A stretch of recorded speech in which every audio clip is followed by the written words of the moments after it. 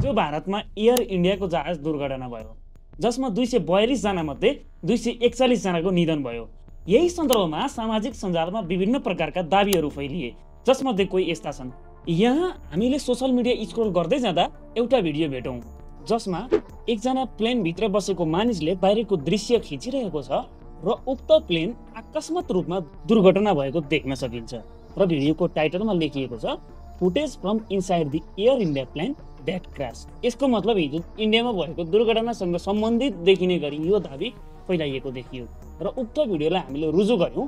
र रुजु गर्दाखेरि उक्त भिडियो 2 वर्ष अगाडि फक्स 26 होस्टन नामक एउटा युट्युब च्यानलले पोस्ट गरिएको भिडियो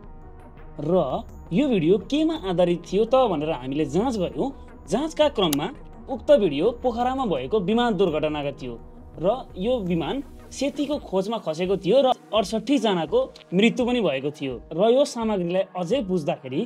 भारतको चर्चित मिडिया इन्डिया टुडेले पनि यसलाई फ्याक्ट चेक गरेको देखियो।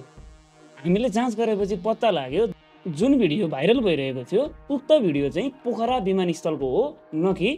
Air India flight